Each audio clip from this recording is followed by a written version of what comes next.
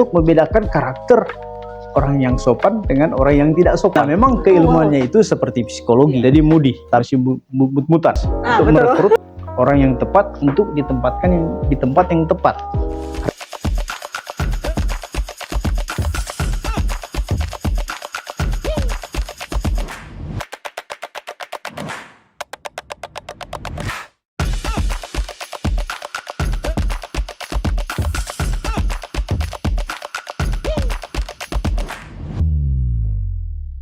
Halo people, kembali lagi bersama saya Priscilia Rumengan di tayangan MP Talks. Nah, kali ini kita akan membahas sesuatu yang menarik dan unik. Apa itu? Yaitu grafologi atau ilmu membaca tulisan tangan.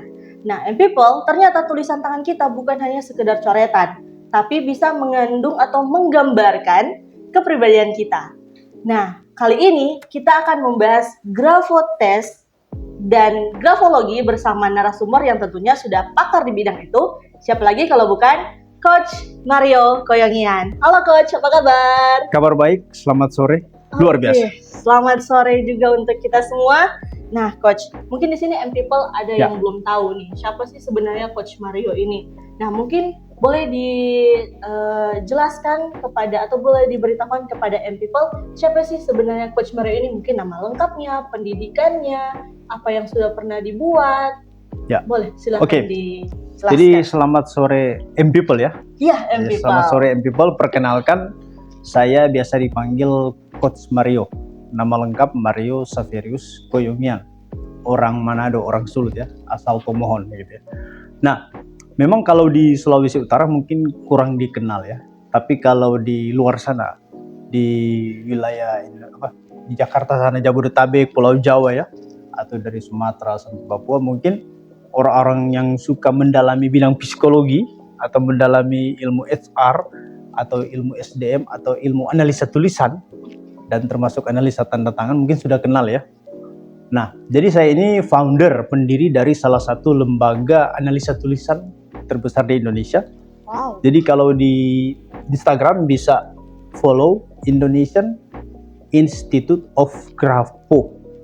Jadi nama lembaga saya itu kalau di Instagram Indonesian Institute of Grafo. Jadi ulangi lagi, Indonesian Institute of Grafo. Nggak pakai spasi-spasian ya, Coach. Sambung aja. Sambung aja semua. Di IG ya. Gitu. Di IG, di IG guys. Saya ini merupakan grafolog atau analis tulisan pertama dan satu-satunya di asal Sulut. Satu-satunya Coach? Iya, pertama dan satu-satunya. Wow. Asal Sulut dan lulusan dari salah satu lembaga analisa tulisan terkenal di dunia, berpusat di California, namanya Caros International School of Handwriting Analysis. Jadi International School of Handwriting Analysis. Jadi Caros International School of Handwriting Analysis berpusat di California, USA. Oh. Nah, seperti itu ya. Jadi perkenalan singkat aja ya. Nanti berkembang sambil ngobrol ya gitu. Iya, betul Coach. Jadi Coach ini lulusan luar negeri, tapi terkenalnya di Jakarta, tapi di Sulut belum ya. Di Pulau Jawa sana.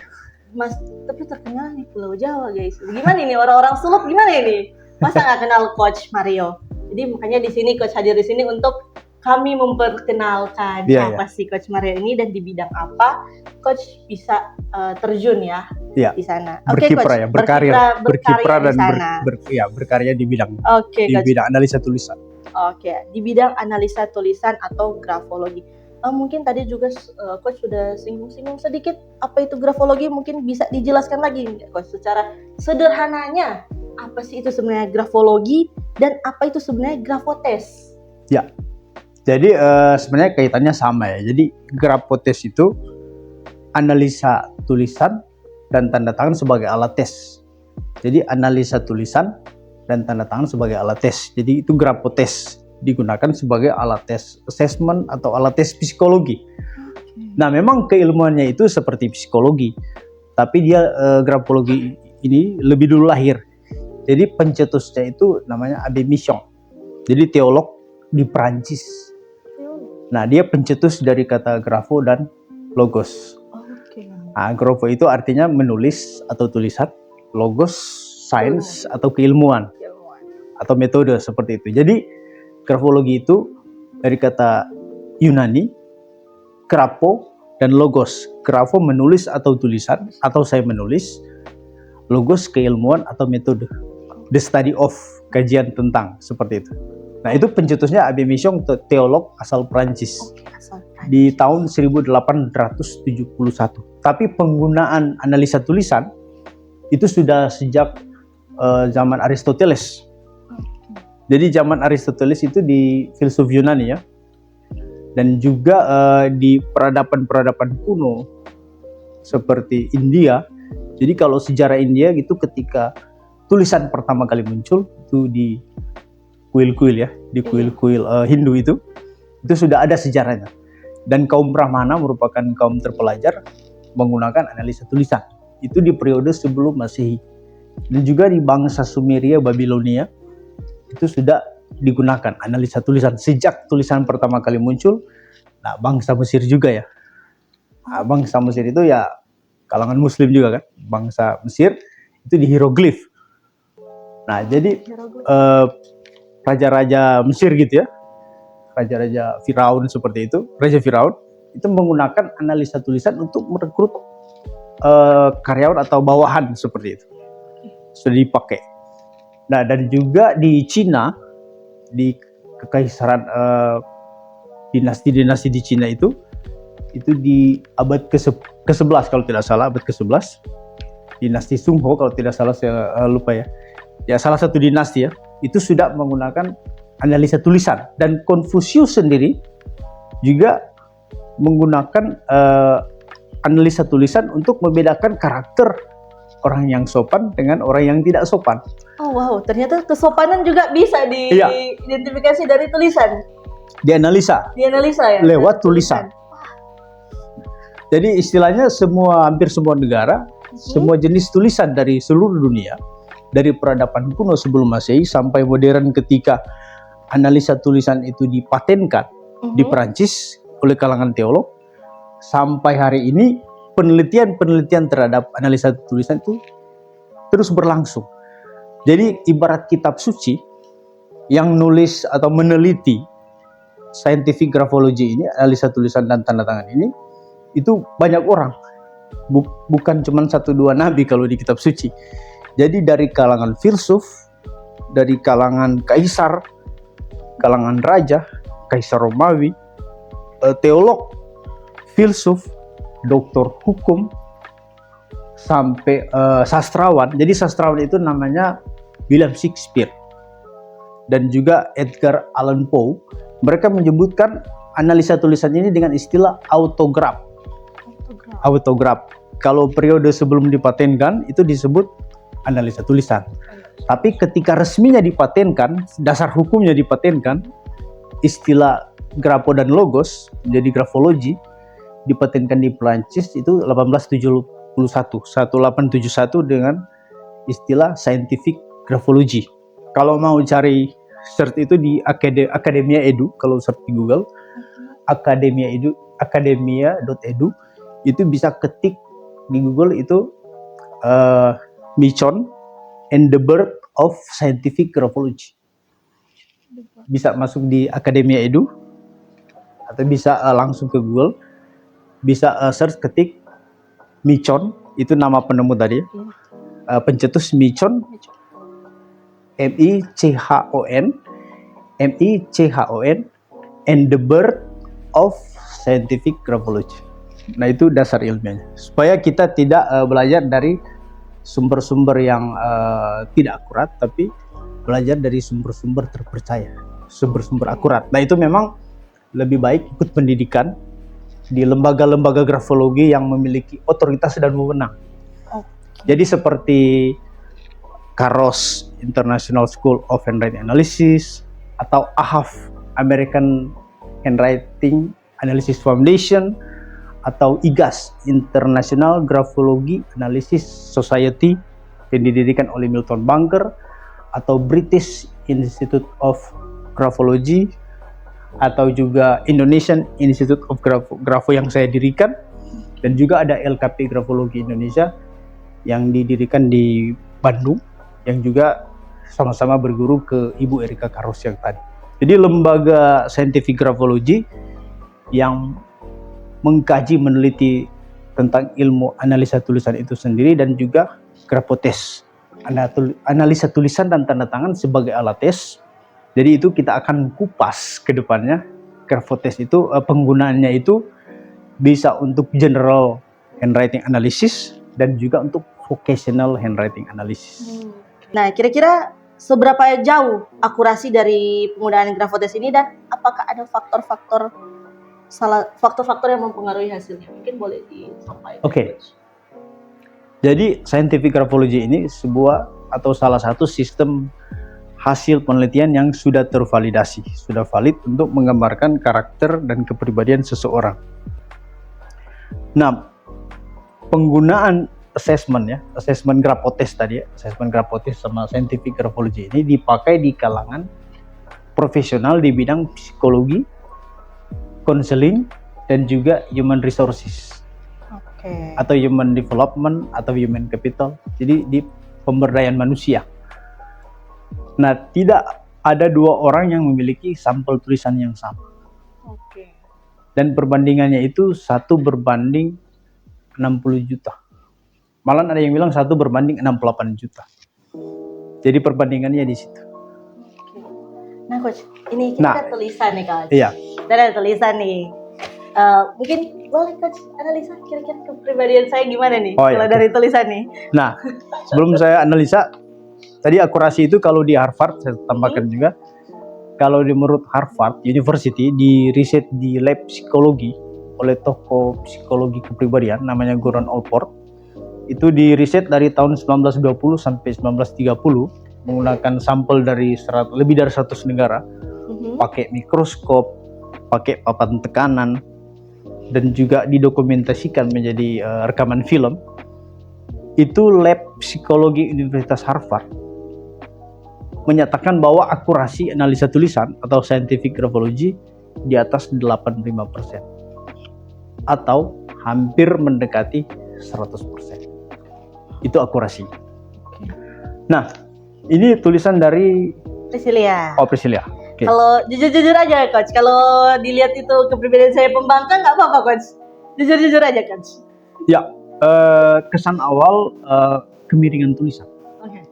Kemiringan tulisan itu ke kiri, dari Pris ke kiri.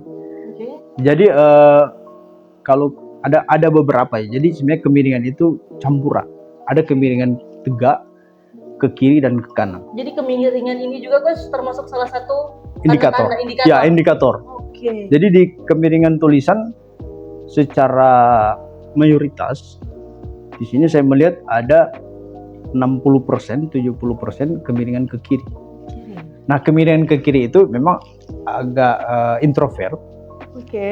Terus tapi kalau dia kemiringan ke kirinya ekstrim, itu memang dia pemberontak, pembangkang tadi. Yang mungkin nggak ekstrim ya, Coach? Nggak ekstrim. Berarti mungkin masih tetap aman. Jadi dia akan kepengaruh pola asuh. Mungkin kalau figur ibu terlalu dominan, itu akan bisa ke sana. Kalau figur ibu yang terlalu dominan. Tapi di sini masih ke kemiringan tulisan 60% ke kiri, dan juga 10% tegak, dan 30% ke kanan. Jadi masih campuran dari kemiringan tulisan gabungan. Kombinasi ya? Jadi moody, masih mut-mutan. Betul. betul. Jadi suasana kerja itu masih terbawa mood. Nah, itu harus dijaga. Kalau lagi happy ya semangat, tapi kalau lagi bad mood ya itu bisa mempengaruhi. Nah, itu harus perlu diterapi, tulisan. Oke. Wow, ternyata saya seorang yang mut-mutan, dan itu benar. Dan Coach juga bilang dominan di asuh ibu itu benar juga. Gitu. Dari kecil sekitar kelas 1 udah ditinggal pergi sama ayah. Gitu. Makanya ibu yang lebih gitu. Jadi ibu yang lebih dominan. Dan memang cara didik ibu itu lumayan keras. Oh, lumayan keras. Ya, lumayan disiplin lah, bukan keras. Jadi saya belum lama ketemu kamu, tapi akurasinya berapa persen dari Anda? Sudah 80-90%. Ya, sama kan tadi menurut riset Harvard kan? Iya, menurut riset Harvard di angka itu bahkan sampai 100% juga Iya. ya bisa. Tapi ini baru Oke. satu tanda kan? Iya, itu Belum. baru satu tanda aja itu. Ya, Belum tanda-tanda lain ya. Pasti di atas Dari 85 hampir 100. mungkin cara gores hurufnya, Iya. gitu kan? Ini baru satu tanda guys. Oke, kita ke pertanyaan selanjutnya nih coach. Tadi coach juga sempat singgung soal tanda tangan. Ya, gimana? Nah, apa sih yang membedakan analisa tulisan tangan ini dengan analisa tanda tangan? Oke. Itu gimana itu coach? Jadi gini, dalam scientific graphology, tanda tangan itu memegang peran ya. Presentasi itu 20%. Oke, 20%. Tulisan itu 80%. Nah, jadi ibarat sebuah buku. Jadi kalau ibarat sebuah buku itu, cover buku itu tanda tangan yang berbicara. Jadi lambang logo branding Anda. Jadi akan langsung kelihatan dari brandingnya sini. Ini tulisan tanda tangan memang dari Iya, tanda tangan asli dan tanda tangan KTP dari dulu. Oh, dari dulu. Hmm. Ya, berarti orangnya open minded. Oke. Kalau dari tulisan open minded, terus termasuk orang yang berpikir optimis juga, terus memiliki pandangan yang bisa ke depan, ke masa depan, tapi sangat membutuhkan perhatian. Oh, Seperti itu. betul lagi. Ya. Nah, makanya saya bilang itu branding kan. Jadi tanda tangan itu bicara branding cover buku. Jadi dalam interpretasi tulisan secara keseluruhan mengandung 20%. Jadi menyumbang 20%. Presentasinya 20%. Kalau isi tulisan itu isi buku 80%. Itu untuk gambaran secara umum ya. Nah, tapi cara menganalisanya itu harus menggunakan prinsip-prinsip ilmu analisa tulisan atau scientific graphology. Oke. Cara analisanya itu ada prinsip-prinsip. Jadi ada kecepatan, ada kemiringan, Oke. ada ukuran huruf, ada spasi antar kata, spasi antar baris. Itu untuk tulisan. Tapi kalau untuk tanda tangan, dia melihat dari goresan. Itu disebut signature analysis. Dari goresan. Ya, jadi dalam interpretasi untuk laporan lengkap, laporan kepribadian, itu harus menggunakan kedua-duanya. Karena dalam graphotest, itu biasanya tidak bisa cuman salah satu. Jadi misalnya syarat mau menjadi seorang guru misalnya kan, atau seorang pembicara. Nah, itu harus minimal tadi saya bilang psikodinamika kepribadian, tidak boleh menjudge. Minimal ada 5 tanda, di atas 3 baru kita interpretasi. Bukan metode yang dibandingkan dengan alat tes lain. Grafologi alat tes proyeksi. MBTI itu alat tes objektif, pilihan ganda.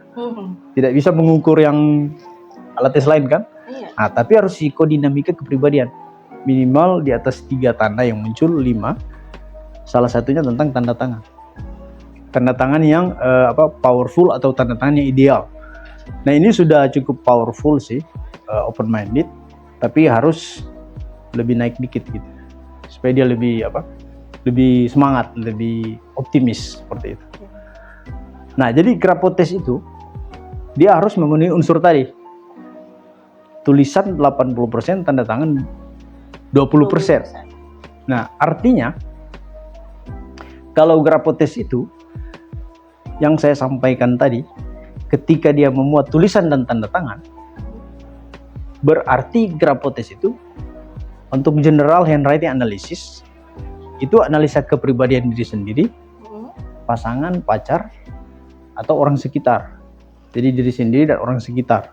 Itu untuk alat tes kepribadian. Jadi dia bisa digunakan sebagai analisa SWOT untuk goal achievement strategi. Mencapai goal, strategi pencapaian goal misalnya di awal tahun. Nah, analisa SWOT itu dengan analisa tulisan dan tanda tangan, kita bisa menganalisa strength. Jadi kekuatan diri sendiri untuk melihat opportunity, peluang di tahun baru itu apa. dan bisa menganalisa weakness, kelemahan kita apa, sehingga bisa menghadapi atau mengatasi ancaman yang akan datang ketika mewujudkan goal di 1 tahun itu. Itu yang general handwriting analysis. Diri sendiri, pasangan, kakak adik, atau orang tua, orang sekitar, atau teman, mitra kerja, untuk membangun team building di satu perusahaan. Nah, yang satunya itu disebut vocational handwriting analysis. Jadi untuk perekrutan karyawan atau PNS atau pegawai di salah satu instansi pemerintah seperti itu ya, atau di pemerintahan kabupaten kota atau provinsi, bisa pakai Grafotes untuk merekrut orang yang tepat untuk ditempatkan di tempat yang tepat, rekrutmen dan assessment. Nah, maksudnya rekrutmen dan assessment ini dalam satu instansi perusahaan, kemajuan salah satu instansi atau perusahaan itu ditentukan dari orang-orang di dalam. Ada pepatah bijak dari Bill Gates, pendiri Microsoft Corporation. Bill Gates ini menduduki posisi orang kaya di dunia lebih dari 10 tahun. Beliau pernah mengatakan begini, first who then what. Jadi first who then what. Artinya pertama siapa dulu orang-orangnya, baru kita mau bikin apa. Filosofinya seperti itu. Nah, makanya Grafotes ini dipakai untuk menjawab yang tadi. Nah, dalam perekrutan di perusahaan, biasanya dalam dunia human resources, biasanya perusahaan cuma merekrut berdasarkan ijazah S1. Ditempatkan sebagai teknisi komputer, atau programmer atau admin. Nah, itu dalam human resources management itu cuma mewakili hard skill 12%. Sedangkan yang soft skill, karakter kepribadian untuk kontribusi dari karyawan itu di instansi atau lembaganya dia, itu memegang persentase 88% karakter kepribadian. Nah, itu dijawab oleh Grafotes. Jadi kira-kira nih Coach, kalau in case-nya nih kita mau masuk ke lembaga BUMN nih misalnya. Ya, kira-kira perusahaan apapun. Ya. Kira-kira dengan tulisan kita yang gini dan tanda tangan kita yang kayak gitu, kira-kira kita bisa dapat di posisi yang apa? Kira-kira. Kalau untuk Pris ya? Iya. Ya, kalau untuk Pris dari model tulisan ini, kalau saya melihat, untuk pertama masuk dulu di staff admin sih. Oke, staff admin. Staff admin untuk pertama ya. Karena perlu diterapi dulu. Oke. Jadi secara zona tulisan masih di zona tengah. Jadi zona tengah itu dia cocok di kantor gitu ya. Cocok di kantor. Jadi dia kerja di belakang meja dulu. Kalau dari Pris sih saya lihat seperti itu. Jadi karena dari sisi emosi, nah ini masih ada kegelisahan sih. Jadi masih ada kegelisahan. Jadi perlu diterapi dulu. Untuk pengalaman kerja dulu di indoor, di belakang layar, seperti itu. Tapi kalau untuk komunikasi bisa untuk komunikatif, tapi perlu diterapi lagi. Oke. Jadi di dua itu ya. Jadi pertama kerja office, kantoran, sama di komunikasi juga, tapi perlu dilatihan atau dilatih lagi. Iya, perlu diterapi. Lagi. Karena masih fresh graduate kan. Iya. Jadi di tampilan tulisan ini tingkat kegelisahan, kecemasan masih cukup tinggi. Jadi kegelisahan dan kecemasan masih cukup tinggi. Ada keinginan untuk menuju pada kesuksesan, tapi masih dia takut. Iya, masih ada ketakutan. Masih ada ketakutan. Kita keluar gini, atau kalau gua bikin kayak gini, ya. Jadi hasilnya kalau nggak sesuai, takut. Ya, jadi memang kalau saya lihat ada bagian keuangan juga ada potensi, tapi masih perlu diterapi, diperkuat ya, seperti itu terapinya. Oke. Gitu aja. Oke, tadi Coach sudah singgung tentang panduan standar ya Kak ya tadi. Iya. Sudah sempat singgung panduan standar. Boleh mungkin dijelaskan sedikit secara singkat aja panduan standar dalam melakukan Grafotes ini, dan bagaimana bentuk hasil atau laporan hasilnya nih Coach. Kalau mungkin secara tes matematika kan kita sudah tahu kan bentuk laporan hasilnya gimana. Nah, kalau secara Grafotes ini kayak gimana? Ya, jadi bicara Grafotes ya. panduan dan apa tadi? Panduan standarnya dan contoh bentuk laporan hasilnya. Oke, ya. Jadi panduannya gini. Jadi seseorang bisa dianalisa tulisan dan tanda tangannya. Seseorang itu harus menulis di kertas HVS A4. Harus. Iya, syaratnya harus di kertas HVS. Tidak boleh kertas bergaris. Kenapa? Karena di situ akan dilihat kreativitasnya dia, bagaimana dia menari, bagaimana dia berdansa, bagaimana dia berekspresi, itu akan kelihatan di tulisan, di sampel tulisan, karena tulisan tangan itu dari otak. Oke. Jadi ketika seseorang menulis, itu 88% wilayah di otak itu teraktivasi ketika seseorang menulis. Dan ketika seseorang berbicara, hanya 12% yang teraktivasi. Artinya, ketika menulis persentasenya lebih banyak otak teraktivasi. Nah, itulah kenapa kebohongan bisa dideteksi, alam bawah sadar, mind, body, and soul bisa diungkap. Menurut Aristoteles tadi, Bapak metode ilmiah pertama tadi mengatakan bahwa mind, body, and soul seseorang itu bisa digambarkan di sampel tulisan. Seperti itu. Jadi ketika seseorang menulis dengan tangan, dengan mulut, dengan kaki, kalau penderita disability yang cacat mental, mereka kan nggak punya tangan ya. Mereka bisa, ya, jadi mereka bisa nulis pakai mulut, pakai kaki. Itu semua dari otak. Jadi tulisan tangan bukan garis tangan, palmistry ya, bukan di telapak, tapi di kertas HVS. Nah, itu pertama. Dan kedua, harus menggunakan pulpen standar. Jadi pulpen standar itu pulpen yang bukan boxy, yang tintanya menyebar gitu ya. Oke. Karena akurasinya itu bisa bias gitu ya. Akurasinya jadi turun. Jadi dia harus menulis pakai pulpen. Pena standar kayak gini ya.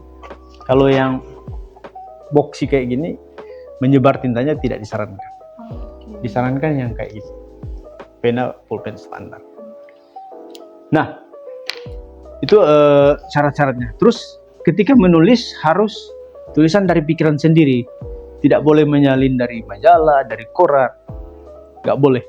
Harus dipikirkan ya? Ya, harus apa yang dipikirkan tentang cita-cita, pengalaman, harapan, suka duka. Jadi harus nulis satu topik yang mungkin dikuasai ya, supaya tidak tersendat-sendat. Jadi tidak boleh menyalin dari buku atau majalah.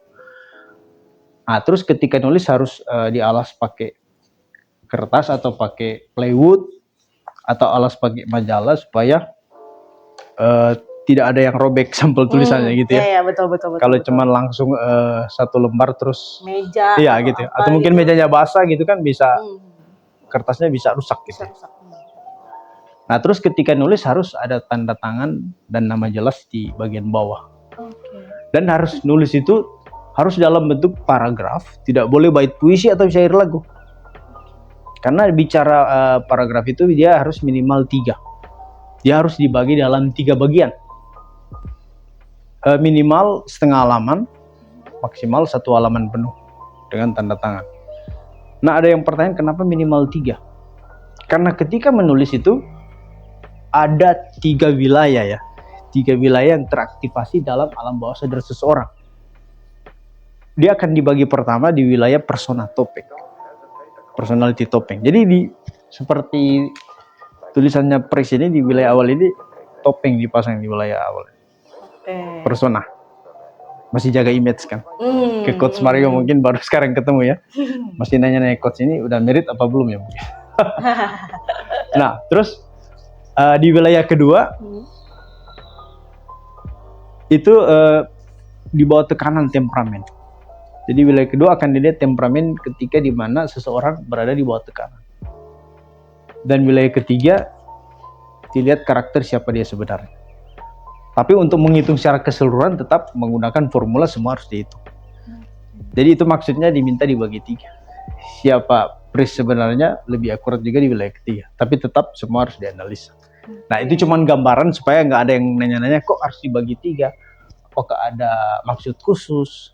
Atau ada maksud gini enggak. Tapi memang aturan dalam scientific graphology seperti itu. Jadi syarat-syaratnya itu aja, panduan Grapotes. Jadi Grapotes itu kelebihannya murah, mudah, dan cepat. Jadi murah, mudah, dan cepat. Ini murah kan? Kalau alat tes lain kan harus sewa asesor, harus kalau tes misalnya sidik jari harus pakai alatnya, gitu ya. Harus pakai alat. Kertas selembar berapa ya? Iya. Paling Rp100, Rp200. Iya, gitu kan. Paling tinggi 500. Murah kan?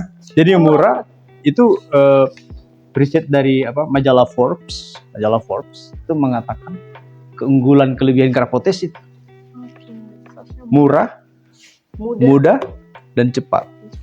Kan orang kalau nulis itu 5 menit selesai kan.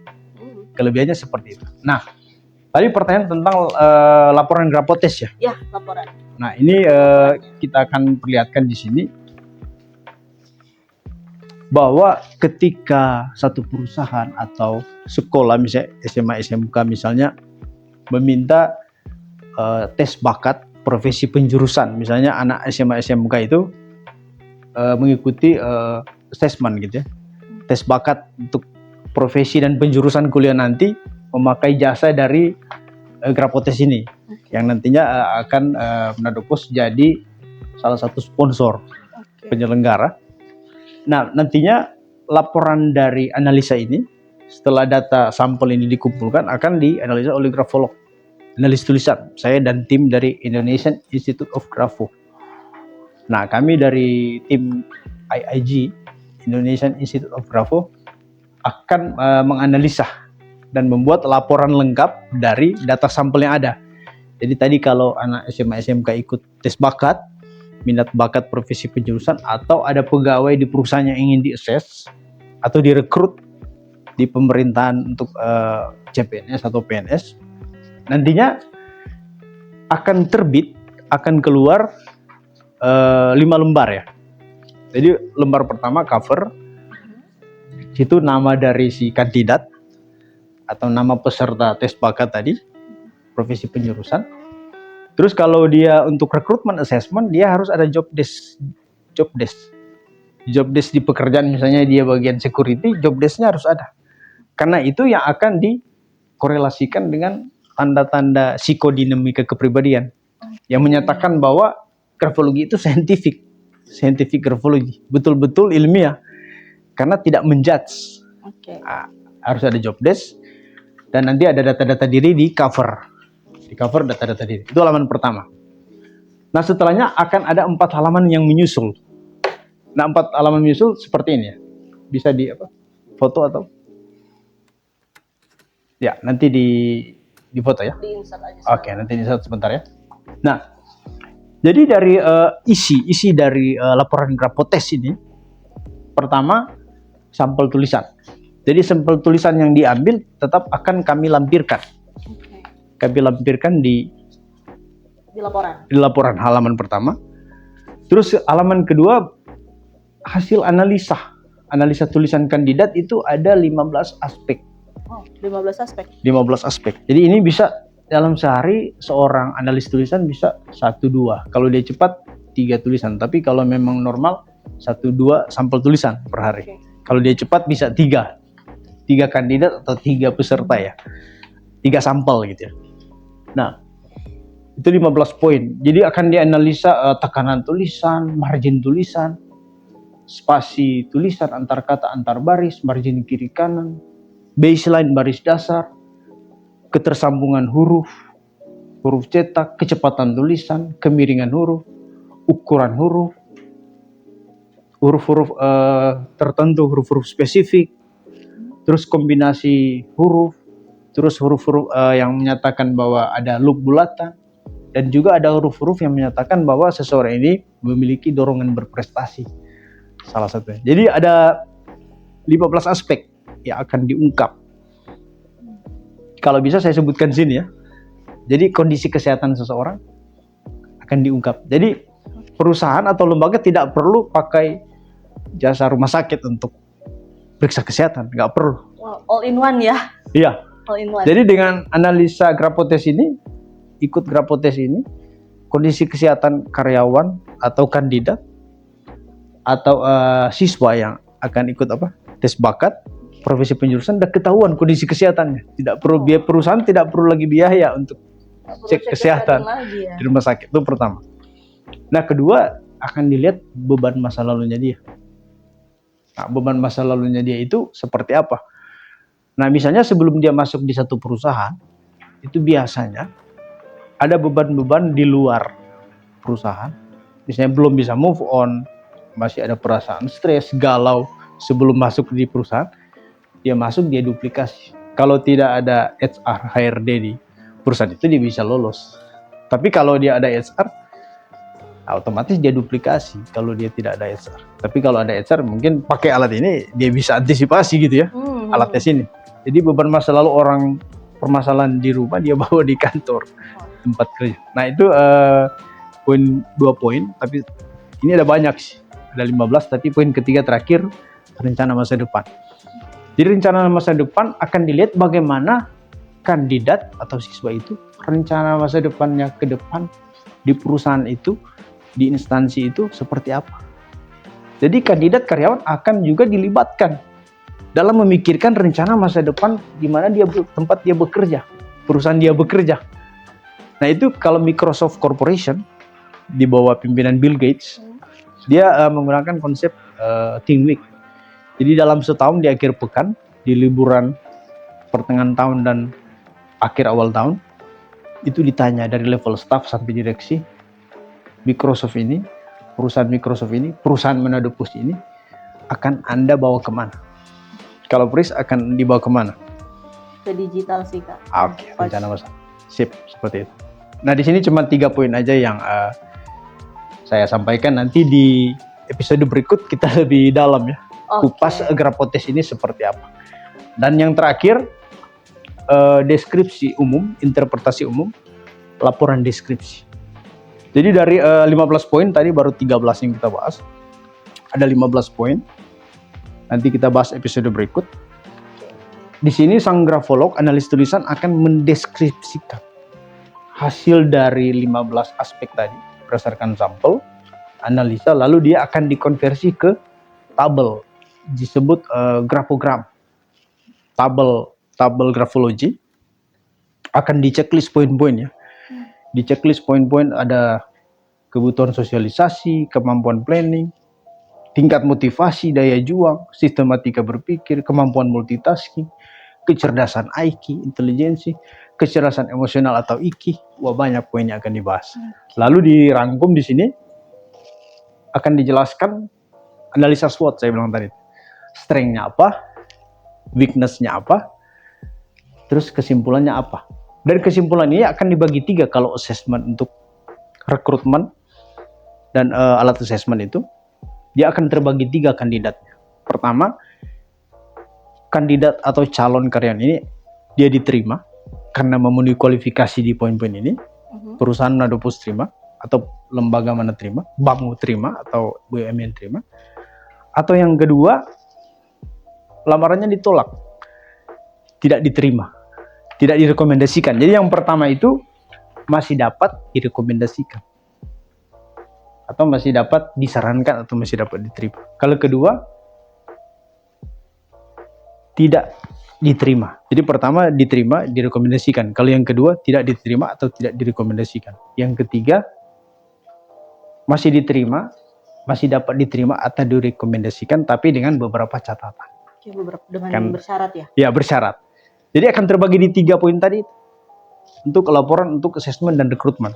Tapi kalau untuk tes bakat minat profesi penjurusan di SMA SMK, dia akan dijelaskan panjang gaya belajarnya apa, laporan secara umumnya apa, di checklist di poin-poin grafogram, dan juga akan diputuskan dia cocok kuliah atau kerja di bidang apa. Dan nantinya jenjang prospek karirnya penjurusannya nanti seperti apa. Kita akan bahas lebih detail di episode selanjutnya. Oke. People, kita udah masuk di penghujung acara atau penghujung bincang-bincang kita nih. Ada satu pertanyaan terakhir untuk Coach. Ini bukan pertanyaan sih, tapi mungkin Coach punya pesan bagi orang-orang atau bagi people yang penasaran dengan Grafotes ini tapi masih ragu untuk mencoba nih Coach. Mungkin ada pesan untuk people? Dipersilakan. Oke, people, di kesempatan ini saya ingin membuka wawasan Anda bahwa analisa tulisan dan tanda tangan itu betul-betul saintifik berdasarkan fakta-fakta sejarah yang sudah saya sampaikan tadi.